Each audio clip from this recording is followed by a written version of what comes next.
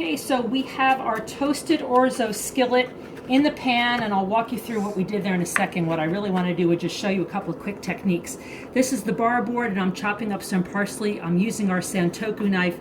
And the key about doing herbs is that you're holding your, hopefully a long bladed knife. This is a 5-inch. And I always put my palm over the top of the blade so that I sort of anchor the top of the blade, and I move quickly with my hand and the shaft of the knife, and I move it back and forth over the herbs to do a quick fine chop so that we can chop those up nicely and add them into our dish. And I love adding fresh herbs whenever possible. So Jade just got finished using our microplane fine grater, adjustable microplane fine grater, and I'm going to have her show you what she did. You want to tell them what you're doing, Jade? Grating cheese. She's grating some Parmesan cheese.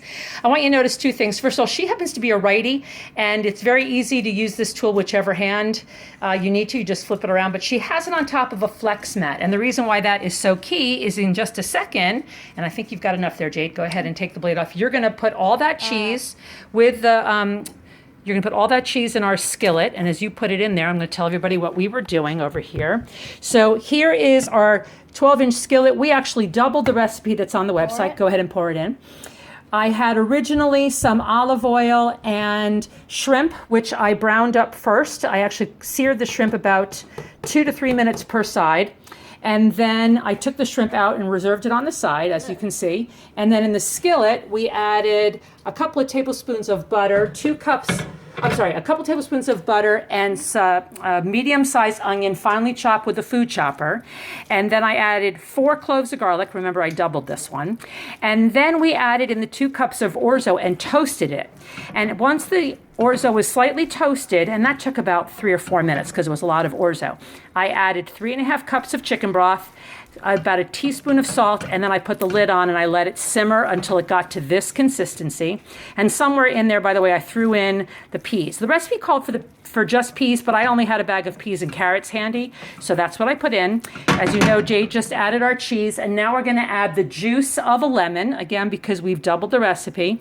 And I actually had zested the lemon beforehand, and I added the zest to my shrimp because the recipe called for lemon pepper rub, which I didn't have on hand, but I did have some lemon zest and some crushed peppercorn, so I used that, and it'll probably taste really yummy. Okay, Jade, if you don't mind, take over recording here because I need to get all the shrimp back in our skillet.